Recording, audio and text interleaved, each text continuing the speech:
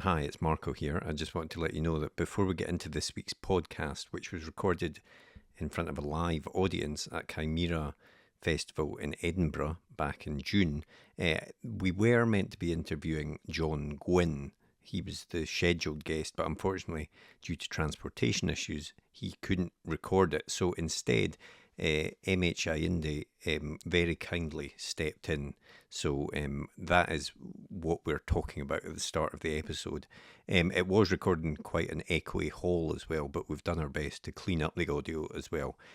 So we'll get straight into the episode and hope you enjoy it.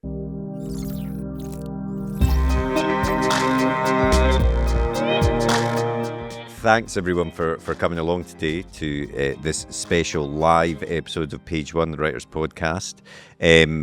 We have a very gracious last minute change of guest. John Gwynn couldn't make it, but we are joined today by Modupe Ayinde, writes as MH Ayinde, author of A Song of Legends Lost, which is a Sunday Times bestseller.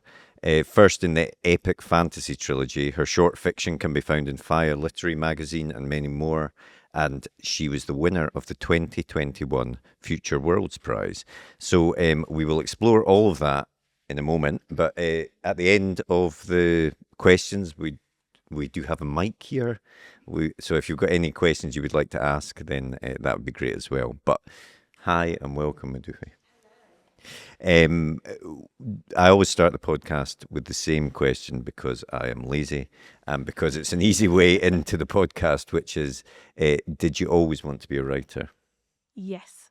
Next question. No. Uh-oh. Yeah, no, I did. I was a big reader. I read from quite an early age, and I started writing stories when I was about 4. I always say my first book was a horror book. It was about a bus that went into a puddle and was never seen again. Oof, terrifying. And so I can't really remember a time when I didn't write. The only thing I will say about have I always wanted to be a writer is that I didn't always know whether it was a career path that was viable or that was open to me. So yes, I always wrote and it was sort of part of my soul. But in terms of a career, it was not until my mid-20s when I started to think, actually, I do want to make this my career and I'm going to have to work to do so. So what was it? What was it at that point that changed for you? What made you give that realization that this could be something you could make a job out of? I had a couple of quite cool jobs, and yet my heart wasn't in them. And I was always thinking about the stories, and I didn't have time to write because I was working nonstop, and I resented not having the time to write. And there was a specific moment when the job that I was working in, which was a job in television, my boss had a massive stack of CVs of people wanting my job.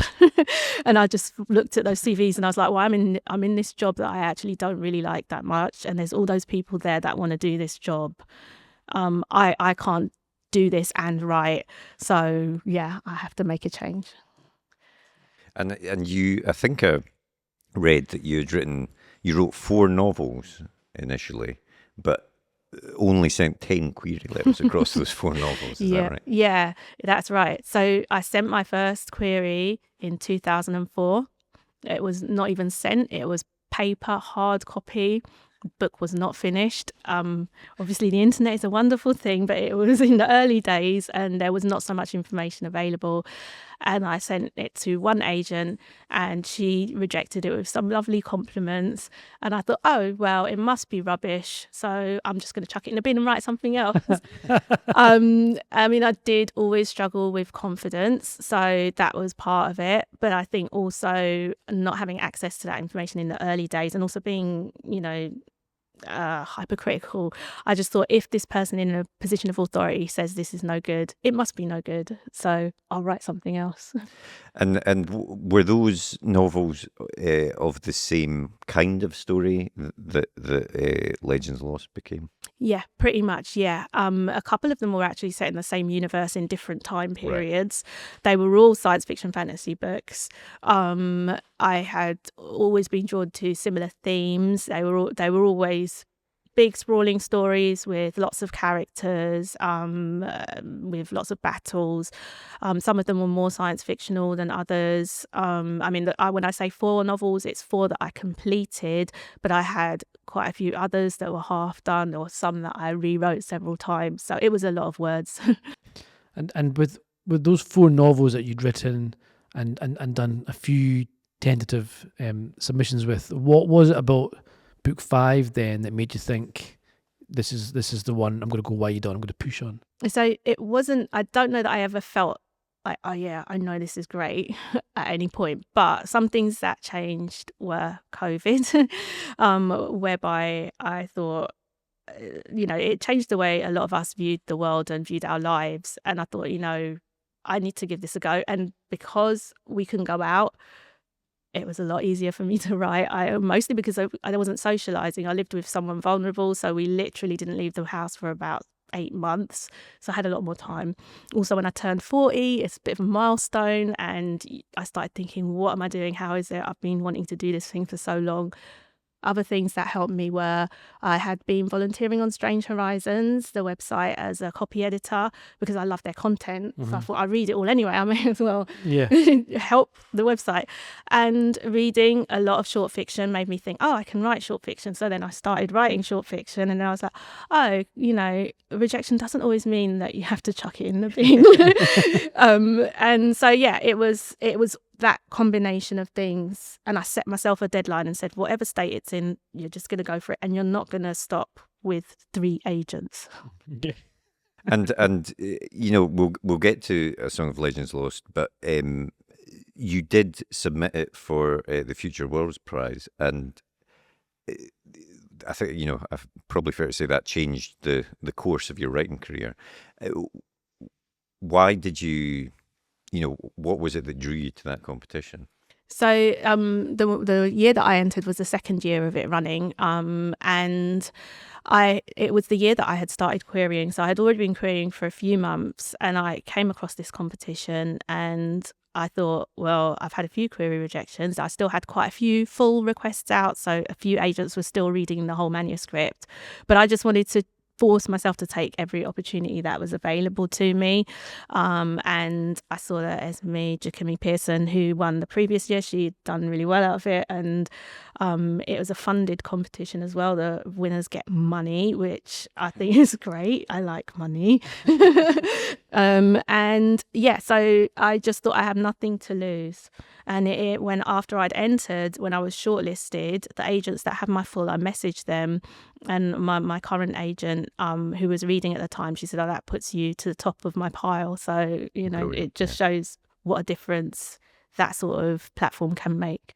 Yeah, definitely. It's interesting as well that I think you do, the more we speak to authors, you do learn that you have to make that conscious decision as a writer, don't you, that you're going to actually try and do this, because I think a lot of aspiring writers at first will do what you did. They'll write books, they might send out a couple of query letters, and they'll be put off immediately by the rejections, and it sort of dies on the branch there. But you kind of have to say, no, I'm going to force myself, I'm going to put myself out there, and then things like that can happen. And obviously you won the competition, which must have been an incredible feeling. Yeah, it was. I was really surprised because my book, I always say to people, on the sort of nerdy spectrum, it's at the nerd end. So I didn't think, given what I knew about the other entries, I thought this has less crossover appeal than some books. So it's a sort of thing that, it doesn't have as broad appeal as other books do. So I didn't think that I was gonna win. I mean, I know people always say that, but I just thought, no, I'm not writing the sort of thing that wins competitions. So it was really surreal. And I hadn't written a speech. I had to give a speech. My mum had said to me the night before, write a speech. So I wrote some stuff on a piece of paper and left it in my husband's pocket. So, I just stood at the front and didn't know what to say because I was overwhelmed. But it was a great feeling, and it's incredibly validating when that sort of thing happens. I mean, we've talked kind of around the book now, but but the book is Songs of Legends Lost. Why don't you tell us a little bit what the book's about? Yeah, well, I think we're always the worst at I know describing our own it's work, a aren't we? horrible question. I'm sorry. It's okay. It's a big, sprawling, epic fantasy written in the tradition of the 80s and 90s, epics that a lot of us grew up on. It is set in a land where nobility can summon their ancestors to fight in battle. And it is about what happens when there is a war draft against the sort of enemy of the kingdom. It features some working class protagonists, which was a huge part of what I wanted to do with the book. And yeah, it has a lot of characters and it explores colonialism in a sort of oblique way. And yeah, it's a lot. and also it's an interesting merging of fantasy and sci-fi, because there's a lot of sort of tech in the book, and you don't often see that. Often your fantasy stories like to stay in the magic and all of that sort of world. What made you want to blend those two things together? So I have there's that, the saying that we all probably know, any sufficiently advanced technology is indistinguishable from magic. Honestly, I think we're there. I don't know how a computer works. I don't know how my phone works. It's magic to me. But aside from that, I love the ancient technology trope that you get a lot more in anime and video games than you do in books, but I love that setting. So I had that setting and I wanted those vibes. But then when I started thinking about colonialism and what colonialism has done to cultures, and a lot of times it said what was in your past was not important. Most of it will be erased. What remains you'll be told is not valid. And that to me merged with the idea of lost technology. So that's where that came from. But a lot of it is just, I think it's pretty cool. And I think I read, in fact, that your, a big influence on that side of things was Final Fantasy, the games Final Fantasy. Yeah, I feel like I go from panel to panel saying I like Final Fantasy. Yeah, I do love Final Fantasy. I love Final Fantasy. I mean, so 10 is probably the one that would most resemble the summoning, in that there is dance and ritual, which is like Yuna in Final Fantasy X. Mm-hmm. Although for me it was more about the fact that dance and ritual are important to a lot of pre-colonial cultures. 7 is my favourite. I think I've never sort of, sometimes a piece of media gets into your heart and you can't, you don't really get over it. That's not quite the right phrase, but it's like it stays in your mind, and you as a creative person, you spend a lot of time trying to recreate the feelings that you have from that piece of media. And I feel like I will always be doing that. So I feel like I'm going to be here 70 years old saying, I like Final Fantasy, this is why. Right. So, it will always be an element of the things that I love. And one of the things I love is those games. Looking forward to part 3 of the remaster of the remake. Yeah, I am. I mean, I thought the second remake, Rebirth, was amazing. I've not played that yet. So I mean, I really loved Remake. And I don't mind linear games, because I know some people had criticisms about how linear it was. This one is much more open, and I just couldn't believe that they made the way they expanded it is fantastic. Yeah, I thought Remake was excellent. I'm very much looking forward to playing Rebirth. Wait until you play Rebirth. It's got the best mini game as well. It's not like Blitzball. It's the best mini game. Nice. Of them all. Well, I mean, all this chat about your book, how it kind of straddling genres as opposed to kind of fantasy sci-fi mashup, is something which we often chat to authors and publishers on the podcast, and they say that's what they hate. They hate books that don't stay in a nice little lane they can market properly. So did you ever find any kind of pushback or not uncertainty how they would market it? Or the short answer is no. I think that when people say that, they don't quite understand, like they don't understand what they're saying. So you can have a lot of what I would consider on paper to be, say, science fictional things, but it's more about the tone, in my opinion, and the approach that dictates the genre. So you will get, in the bookish groups that I'm in, there will be certain books that are, and I'm not going to name any, but there are certain books that are labelled science fiction that all the fantasy fans love, and it's because they have these same tropes. So yeah, it might be, say for example, a futuristic setting, a space setting, but it features, you know, a chosen one, it features big battles. Yeah, it's like Star Wars. Space wizards. Exactly. I am of the opinion that Star Wars is fantasy, or at the very least. Can I jump in here? People say this all the time to me. Star Wars is fantasy. I honestly, I feel like I'm stupid. I don't get it. Like how is Obi-Wan is like Gandalf? But there's literally Luke is spaceships. Frodo. It's literally science fiction. But there's spaceships and there's fast and light travel. And But is that not sci-fi? It's not sci-fi. It's certainly not hard sci-fi, is it? Because none of that really gets explained. Yes, they have spaceships and stuff, but you could easily take the characters and put them in a fantasy I feel like that's a sentence you're saying. You could, if you take all the sci-fi stuff away, then it's fantasy. I mean, that's I don't agree with that. So my own take is that, and I think the majority of people would probably call it science fiction because spaceships. But but my own take is that if I can kind of plausibly extrapolate from existing science to get to this point, then it's science fiction. If there is no element of current science that I can apply to this thing, it's probably midichlorians.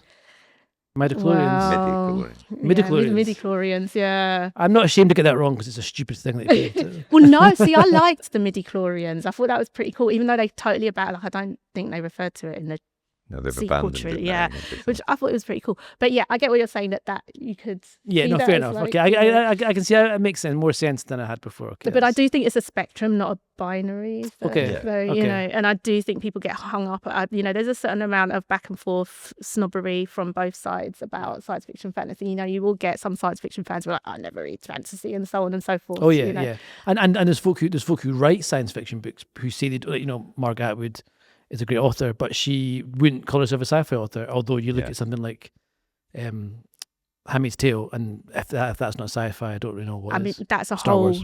Other group of people. The ones that are like, I know what I write is not SFF horror. Mm-hmm. It's not because metaphors, because analogies. Yes, therefore, it's not literary. It's not sci-fi. Yeah. Okay, you're missing out, but there you go. but whether you call it sci-fi, whether you call it fantasy, I think certainly until recently, these stories were the template for these stories was a very similar one. It was sort of European, medieval European based and stuff.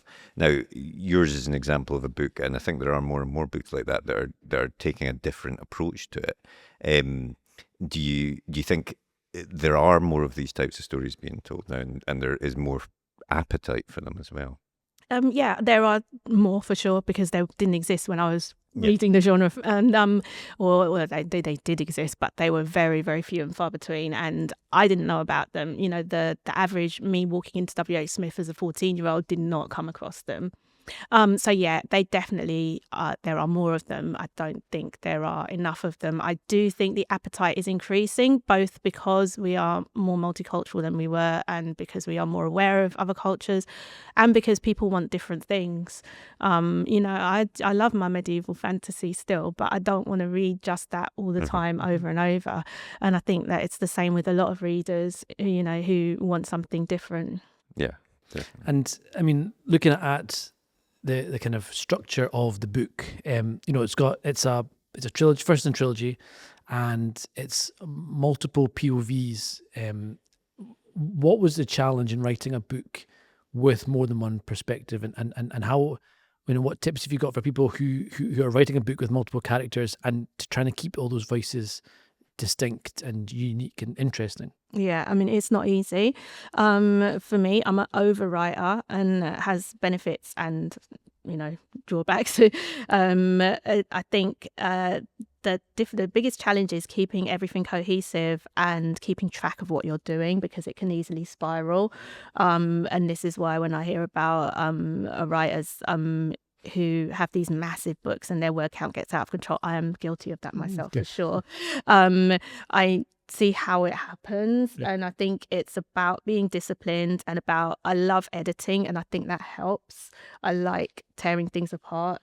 I like rewriting. I could quite happily continue rewriting and editing until the cows come home. I really enjoy it. So my advice, I mean, for me, and I don't necessarily recommend this for everyone, but one of the things I do is I will write the characters separately. So I will write one character's perspective, and then I will go to the other character's perspective. As in, you write that for the entire book? Yeah. Oh, okay. I don't necessarily go through from beginning to end, because what I do is if I hit a roadblock, I will switch to another character. But the way I write it is I will write the whole arc. Or like in book 2, where there's a bit of a crossover with some arcs. So it's 2 characters, but I will write a setting or a arc in isolation and then work out how they fit together later. Yeah, so Okay. it's sort of almost like a jigsaw process. then. Yeah. And do you when you go to do that, then how much of an idea of that do you have in your head? Do you plan these things out in great detail, or do you just have the sort of vague idea of where you want to go? So I am a discovery writer, but it took me a long time, or what some people call a pantser. Yeah. It took me a long time to work that out, because I like spreadsheets and I like world building and I like data. So I would spend ages writing these intricate chapter by chapter plans, and then I'd sit down to write it, and I'd be like, first of all, I'm bored. Yes. Secondly, this character wouldn't do that. Why did I think they would? And I'm not saying that there's one way to write, because plans work for a lot of people. And also, if you're trying to write under time pressure, it's a lot easier. But for me, in order to find an organic path for each character, I need to watch them rather than dictate to them. Yeah, I agree with that. I have the exact same problem. If I overplan, I get bored when it comes to actually write it, and I need to not know what I'm doing when I'm exploring it, I suppose. And I think that's right. And you're right, it does lead to probably a lot of wasted words and wasted drafts. But like yourself, I also, the part of the process I enjoy the most is the editing, it's redrafting. That first draft is absolute killer and I hate it. But the redrafting is when it feels like it's forward momentum, it's getting close to that image I had in my head. And it's easier, it's more fun to work with something than nothing. Yeah, definitely. I mean, I have the flashpoints, so I'll have certain key events I will know in advance, but not how to get to them. And I don't know if you're familiar with the book Refused to be Done by Matt Bell. Someone else was just talking about that. It's a brilliant book. And it's basically the entire process that I had worked out over a 20-year period, but he had put it down in and I was just like, oh, this is me. I wish I'd known that this was okay. And he basically talks about, I think he calls them islands. It's basically a pantser's how to write book, but he talks about these islands, which are the key events. And the process of pantsing is working out how you're going to get from island to island. I highly recommend that book for anyone who's got a more pants style of writing. The bad news is our notebook is designed for planners, so I'll just take that back. No, but I'm going to love it, because I always say to people, I still do the spreadsheets and I still do the plans, and then I just ignore them, and they're like some kind of ritual that I have to go through in order to tell myself I've got this to fall back on, so it will get well used. We should do a special edition Panther version, which is just blank Just pages. blank pages, yeah, exactly. So it's obviously the first in a trilogy, and one thing we always ask people that have written these sort of epic fantasy stories is how much, you've just said you're a discovery writer, but you presumably have certain things that you think will happen in the future. How much of that trilogy did you know when the first book was sold? So quite a lot of it. And again, I'm a vibes person. So I'm like, well, this cool thing has to happen at some point. I want this epic battle at some point. And at the end, I mean, I do have an ending, an ultimate ending. It's not, I reserve the right to not do that ending, but I do usually have a destination in mind. And with the trilogy, because of usually you're sustaining the story over a lot of words, the further away you get, the more hazy it is. But I do have an idea of where I'm going, and it becomes clearer as I write. And what kind of research do you do for the book?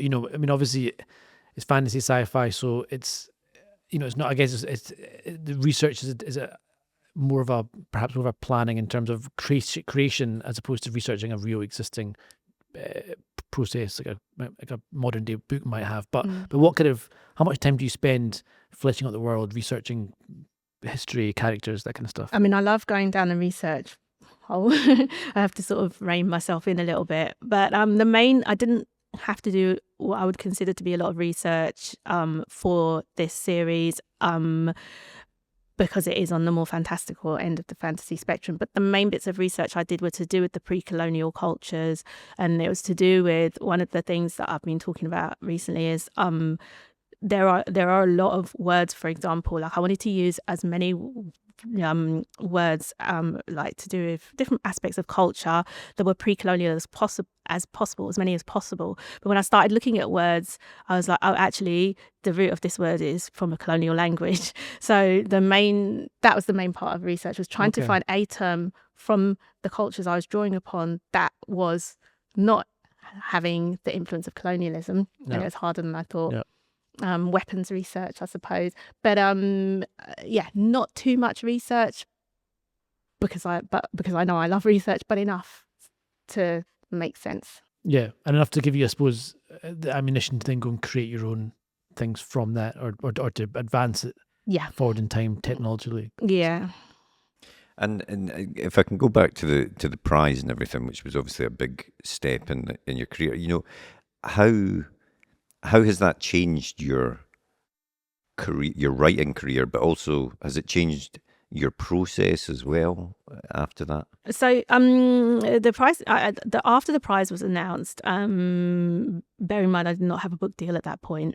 My agent, who I had signed with just before the announcement, got all these queries from film studios, which is not something I thought would happen. So that was 100% from that. And then because of that interest, and she doesn't handle film rights, I then got a film agent. So I mean, that is a direct path that I can trace. So that's a huge deal. Some people, not everyone has a film agent. Nothing has come of it yet. I will take any free money they throw my way. So there's that. There's the validation, which I mentioned before. This prize is aimed at writers of colour. And for a lot of us, especially those of us that are a little bit older, we grew up in isolation before the internet, not knowing there were others like us out there. And that was also affirming. There's a community built around the Future Worlds Prize, which has been very supportive. There are speaking opportunities that have come out of it. So I feel that it has really boosted me in terms of my confidence and also in terms of my exposure. It's a horrible word, exposure, but exposure. Yeah. And how do you think, looking at the kind of the world as a whole in the last maybe 5-10 years or so, how do you think it's changed in terms of people's acceptance of certain types of stories? Because I'm thinking of, you've got like the rise of superhero movies and potentially the imminent fall of them, but we've got this, Marvel movies are massive things. 10 years ago, 15 years ago, they weren't anywhere near what they are now. And I feel they have kind of introduced certain types of storytelling to people that maybe wouldn't have seen them before. I'm thinking of stuff like Black Panther with, a lot of that fusion of technology and culture, which wasn't really in a mainstream film in the same scale, I think, until then. So, is that, are we seeing these new types of stories and new audiences being brought in who are looking for stuff like this? Yeah, I think so. I definitely think the Marvel Cinematic Universe has helped in that respect, because I'm like an old school superhero person. I used to love, my favourite cartoon growing up was Spider-Man and His Amazing Friends. Nice. With the flat that transformed. I wanted a flat like that when I grew up. Turned into a lair at the end. So I grew up as like a nerd and regarded as a nerd, and then suddenly the combination of Lord of the Rings, MCU, Game of Thrones, suddenly everyone's a nerd. And I'm like, well, hang on. I was your first. Yeah, because everyone's talking about the character. I remember when Game of Thrones, the casting was happening, and I was like, oh, that's really cool, and suddenly everyone at work was talking about it, and I'm like, I don't know if I like this. So I think that there's a bigger audience now, and with that comes a more diverse range of appearances of more diverse range of desire, like appetites, different types of things. I also think there's a generation that grew up on certain, YA fiction didn't have a label when I grew up. YA fiction exploded for the generation after mine, and they are now all adults, and so I think the audience is bigger, and that's the main thing. But also we are more culturally aware, and world events have made us more aware of a lot of things, and that also has contributed. And you said, at the start when you were talking about your different novels, that some of them were set in this universe as well. Have you sort of gone back and taken parts out of those to put them in these books? So certainly lore-wise, that lore still exists. I do change it when it suits me. But the core lore that was established then, because the books that I have written set in the same setting were in the past of this setting. So that's helpful because I can still draw on it. So yes, that. And then I do believe in cannibalizing your old fiction. So I would take, character dynamics or particular events or just vibes from it and use. So yeah, quite a big degree, they were helpful. Yeah, it shows you that no writing is ever wasted. I guess you can always pull something from it. And you said you have you have an idea, you have an end point where you want this particular story to go. Does that mean that bearing in mind that you wrote in this universe before, does that mean for these characters, or does it mean for this whole world and you want to explore something new after that? Both. So, the most immediate answer would be for these characters, because those are the ones that are going to continue through this trilogy. And yeah, I have a endpoint in mind for them and the current state of their society at this point in time. But yeah, also into the future of this universe, I also have. So although I wrote in the past of it, I also wrote in the future of this universe, not too distant future. And I would love to explore that at some point as well. Cool. So yeah, all of it. Is there a certain pressure that came with knowing that you now have to write 3 books and you've got, you've got to give a middle book, you've got to give an ending, which might be years in the future, but you've got this kind of conclusion to get to, and you've got to pull it together in a satisfying way, and you've written 1 book, but that's just the start of the journey you've got that's ahead of you. Is there pressure on you for that, I think? For sure, yeah, because because I've always written this type of fiction, it's always been my intention to write series. So every book that I wrote was a series opener. And if you do that for 20 years, when you get to the point where, oh shoot, I've got to actually finish something. Got really good at book 1, yeah. I was like, I don't know how to do this. Well, I do. I promise I do. So yeah, there is a certain pressure, and there's a pressure from knowing that there are actual readers, not just me. Yeah. But I'm someone that likes pressure, so it's useful to me, and I feel like, these people enjoy this book, so now that really spurs me on to give them a really good ending. Nice. So that's the kind of pressure I like. Okay, cool. What have you written?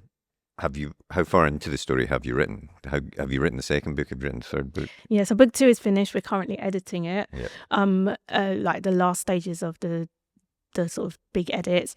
The book 3 I'm starting on now. Right. And I take notes, a lot of notes of ideas. I write every single spark of idea that comes to me, and I write it down. I have a lot of that to draw on for book 3, so I never feel like I'm like staring at a literal blank, like an actual blank page, because I have a lot to draw on. But other authors that we've spoken to that have written sort of trilogies often say that book 1 is exciting, it's fresh. You are having though to put in that legwork of setting up the world and its rules and all of that sort of stuff. Book 2, you don't have to do that, but also it's difficult because it's not the ultimate end. So you have to have a bigger threat than book 1, but not as big as book 3, where you can draw all these strands together. So I just wondered, how have you found writing that second book? Yeah, I did find it challenging because it was the first one that I've written to deadline, the first one I'd written knowing that people were going to read it.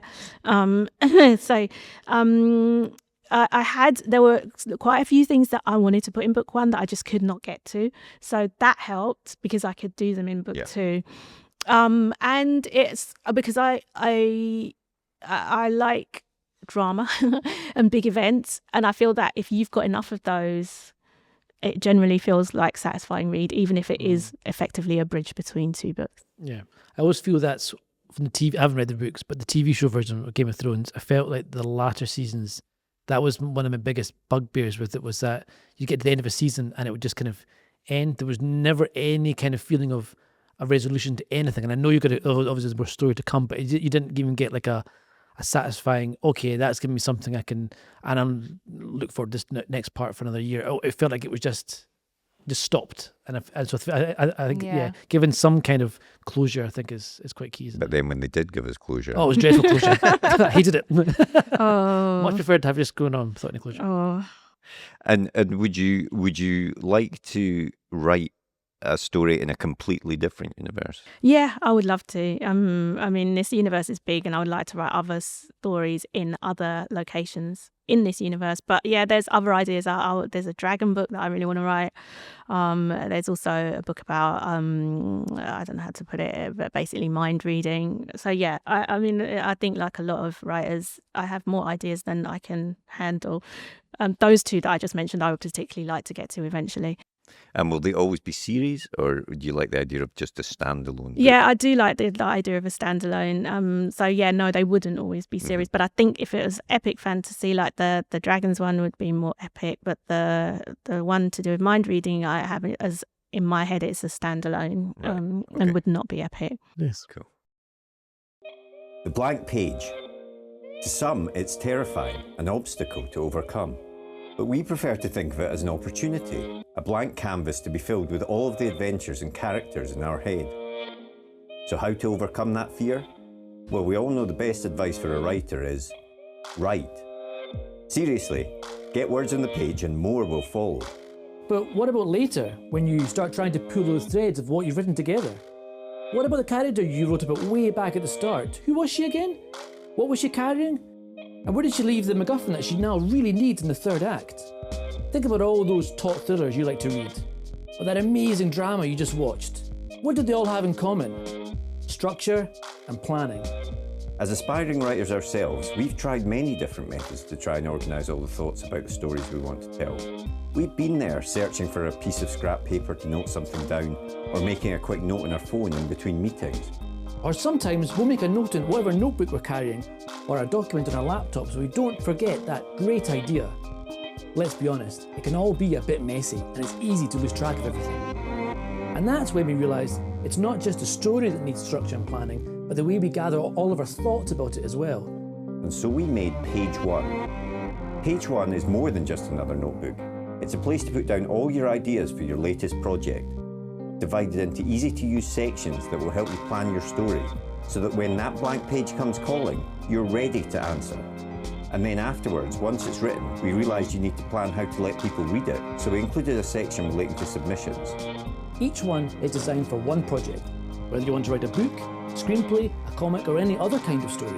We truly believe that when you use it, it will help you get to the main event, writing your story. So we hope this helps. We can't wait to read what you come up with. And remember, every story starts with page one. What I'm going to do is I'm going to open it to questions now, and then we'll come back at the end for our usual ending of the podcast. So does anyone have a question they would like to ask at all? Yeah, there's a microphone here, just for the sake of the recording. It'd be good if you could use that. Thank you. Hi, very close to you. So the question is, you said you like editing, and I really like editing other people's work, and I've written a lot of first drafts of novels, but how do you make yourself actually edit past the first draft? Because I'm stuck there. Oh, that's a good question. I mean, I think you do need to have a break from it. So go write something else, I would say. Consume. You need to fill the well. I watch a lot of TV. Obviously, I read a lot. I play a lot of video games. I have 3 kids as well, but I do manage to do these things. It's like replenish your creative well with whatever works for you. Go for walks as well. Do something else creatively so you can switch. You need to do whatever you can do to switch off from the work so it's as fresh as it can be. There are a lot of good editing books out there as well, and I'm now going to go blank on recommending one, but I think it is actually a technique that you can teach. There's all sorts of tricks that people say, read your work out loud, these kind of things, put it in a different font and read it so you can spot stuff. In terms of like just struggling, is it like if you find editing itself boring or difficult? I mean, it's hard. Some writers do not do edits. I know published writers who are like, I'm writing my one draft and that's it. I'm not saying I recommend that, but I think the key to enjoying editing is to come at it with fresh eyes as far as possible. I think those people, maybe not all of them, but the people that say I only do one draft, they are editing, but they're just doing it as they're writing it more. Probably. Yeah, for sure. Yeah, I agree. Or just lying. Yeah, or just lying. Yeah, that's the other thing. I mean, the other thing about editing, because what I find really difficult is if I've written, if there's a certain plot line or something like that that has been written, it's very difficult for me to switch that off in my head, even if it'll improve the story, to try and think of a way around it, because it's sort of always there now. I just thought of my biggest tip, and that's you can trick yourself. Like if you get attached to a storyline, a scene, whatever, I'm like, I have different degrees of purgatory for the text, and I'm like, I'm going to put this is my folder for, I'm not really getting rid of this, I'm just going to put it there for a bit, and then my folder for, okay, I'll use this somewhere else, and then my actual Chuck folder. And I never use any of it. But if I have that as a crutch, it makes me feel better about removing things. That's actually, because in Scrivener has this function, the snapshot thing, and I do use it, but I don't think I've ever gone back to a snapshot that I've taken. But it's that security thing that I know it's there. Kind of thing. Exactly. So, yeah. Any other questions from the audience? As another lifelong nerd, Final Fantasy is a foundational part of my storytelling as well.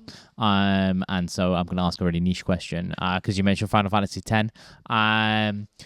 Who is your favorite Final Fantasy X character and why? Oh, Kimari. It's Kimari. Yeah, his There's this one, we're going to get super nerdy now. There's this one scene where I can't remember why, but when you talk to him, he goes, smells like oil. He goes, smells like oil. My husband and I, just randomly will say, smells like oil to each other. I have no idea why he said that. I tend to be drawn to the non-human characters and the sort of more burly, brawny characters, the gruffer, the ones that seem gruff on the surface and are soft inside. So yeah, I would say. I mean, I like Lulu as well. The fact that her weapon is a cuddly toy. What I will say is the battle system in 10. Do not know why they never copied that again. Because the ability to swap characters out on the fly was incredible. Brilliant. It was a real missed opportunity. Absolutely. It's probably my favourite battle system. Yeah, I would 100% agree with that. The only thing I didn't like at the time, and I did get used to it, was the fact that only one character can summon. That was a bit of a whiplash. Although we had it in 9 as well. It was the same, I think, in 9. But I loved the battle system. That's my favourite one. Yep. And I mourn the fact that they don't get me started in 10 too. That was Oh, you see, I like 10 too. I know people don't like it. I think it works as a sequel, like spin-off thing. Yes. But I know people didn't like it. I thought it was fun. Too much pop songs. Any other questions? So I've never met anybody else who said that Spider-Man's Amazing Friends was their favourite. So yay. My question is, if you could have either Spidey's powers or Firestars or Iceman's, which would it be? Firestar. I didn't even need to think about it. Firestar was Firestar and Wonder Woman. The 70s Wonder Woman, they were my idols growing up. I used to have dreams that I could jump like Wonder Woman and dreams I could fly and shoot fire like Firestar. So yeah, Firestar 100%. I needed to give a longer answer, didn't I? Any other questions from the audience? Okay, well, if you think of one, feel free to put your hand up. But we always like to end all our podcasts by asking our guests the same questions. The first of which is, what was the last book that you read? Oh my God. Now this is where my brain goes blank. What did I recently finish? Well, I read Holly Race's book that's coming out quite soon, Six Wild Crowns. Cool. That's amazing. It's Tudor-inspired fantasy about Henry's wives. I don't want to say too much about why I love it because it's a bit spoilery. That's not the last book I read, but that one's in my mind. The second Death of Locke I recently finished, which is out quite soon. That was really good. Yeah. I think those are the most recent ones that I'll probably in a minute I'll start thinking of loads of others. That's an impossible question. What about the last film that you watched? Ooh. Oh God, it was probably Lilo and Stitch. Sorry, this is my kid. But before that, it was the last film I watched that I opted to watch was Sinners. Oh, loved Sinners. Which was amazing. Yeah. And I was very glad. We went to see it the night it opened, and I was so glad because it meant that I had all these reactions and I wrote them all down, and then the deluge of reactions started coming in, and I was so glad to be able to get my thoughts out, because when you get that weight of opinion about something, especially when it's to do with your identity, if you hear all that stuff before you formed your own opinions, you can't tell how much of it is your own. Yeah. But I was like, no, you know what? I wrote all this stuff down. This film affected me on a deep level, and I know it did because I wrote all this down before I heard anyone else talking about it. That was as close to perfection for me as a film can get. I thought it was fantastic. And what about TV? What are you watching on TV? Ooh, Murderbot. Really enjoying nice. that. I think they got the tone just right. I always say Murderbot is a character the character I most identify with in fiction. Just like leave it alone. It wants to watch its TV show in peace. It hates its job. I don't hate my job. If any of my day job people are listening, I love it really. It hates its surroundings. There's a sort of thematic stuff about our society where you're a cog in a machine. You don't have much autonomy. I love its snarkiness. I'm quite a cynical person myself. So yeah, Murderbot. I'm loving Murderbot. Nice. Well, the very, very last thing we always do is super quick fire, either or. And there's no right answer to any of these apart from the last one. But let's start off with, we'll do another nerd dive with Final Fantasy 16 or Clair Obscur. Ooh, I haven't played Clair Obscur. Okay, what about Final Fantasy 16 or Persona 5? Okay, no, that's not fair. They're too different. That's just cruel. Oh God, I feel like a traitor, but I'm going to say Persona 5. Yeah, no, It's got an amazing soundtrack apart from anything. Music is a huge deal to me in general, in life, in video games. And I think Persona 5 soundtrack's amazing. Nice. Cool. Yep. TV or cinema? Oh, I would have said cinema up until the last sort of 5-10 years, but I feel that TV is really, for us nerds, has really delivered. Yeah. And I think the long form allows us to explore a lot more story. So, oh God, TV, I'm afraid. Night owl or early bird? Night owl. Oh, I hate mornings. I could stay up till 3 easily. Getting up at 6 is like a nightmare. Tom Holland or Tobey Maguire Spider-Man? Oh God, this is really tricky because I feel that the Tobey Maguire was the tipping point for us nerds in terms of because it's prior to the MCU. It was the point at which it became cool. So thank you, Tobey, for that. I remember going to see the first one in the cinema with my parents, and my mum came out and she was like, that was the best film I've ever seen. And I was like, not a big, that was it totally crossed over and it punched through to people, I think. Yeah, it did. And those of us that like Spider-Man for a long time, it's like, oh my, they've done it justice. Well, I remember, do you remember there was this show when I was a kid, the live action Spider-Man? That was terrible. I remember that. Guy, clearly big massive silver bracelets on. I had there was a made for TV I think version of that as well, made for TV film, and I watched it over and over.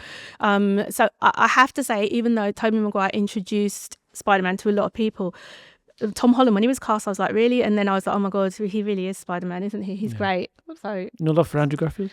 I love that. You know what? I love those ones. I really like them, and I feel that they were not given the chance they should have been given. Which is why it was good for the last Spider-Man when he comes back and he gets this arc closed off. I feel by saving MJ. I'm a very emotional consumer of media. So I cry very easily in general. I was sitting there and I was like, oh, they're all in it. My husband looks at me sometimes like, he literally laugh at me. But so to answer the question, I will say Tom Holland. But I do love Andrew Garfield. I thought he was great. Yep, cool. I know you're a fan of music, but what about when you're writing? Music or no music when you're writing? Music when you're drafting, no music when you're editing. Oh, okay. So I have music for vibes when I'm trying to get in the mood for sure. It's really important for me. And also I'm very easily distracted. And if I have rhythmic music, like a lot of dance music or something very repetitive, it helps me focus. And sometimes to find the rhythm of the words as well. But when I'm editing, I have to have complete silence. Okay. Which never happens in my house, but somehow. Fancy restaurant or a takeaway? You know what? I don't know. Maybe it's from being a parent. I'll say takeaway because then I don't have to stop my kids causing chaos. But then I have to clear up. Oh, yeah. But I'm going to say takeaway. And the last one, and I've got a good feeling about this one. Real book or ebook? Oh. So I like the smell of books. Uh-huh. You can't smell it. You can't smell an ebook. Right. Yeah. But I had. So the reason I started reading ebooks, the only reason is because when I had my first kid, I couldn't read at night with the light on. My we co-slept with our kids, so my kid was in the room next to me. Well, book a kid, my baby. And so I had to switch the light off, and I can't read in the dark. So that's why I started using it. Because I remember when I used to carry the giant Song of Ice and Fire hardbacks around, and my boss at the time used to laugh at me and was like, "You need to get an e-reader." And I was like, "No." So the answer is real books. Oh, you're joking. But I love technology. It's so great. Yeah. It is. And it's all just talk. If you were to take my existence and say to me, I can have only one, yep, that's exactly I would what I'm asking have to pick the ebook because of the practicality. But my Perfect. heart. No, I'll stop you there. That's fine. No, my heart is. I also don't know what the smell is. People talk about smelling books, but that's a bit weird, isn't it? What? What is it? What's the smell of a It's book? great. The glue. Fresh. It's basically The glue. sniffing glue. Is it?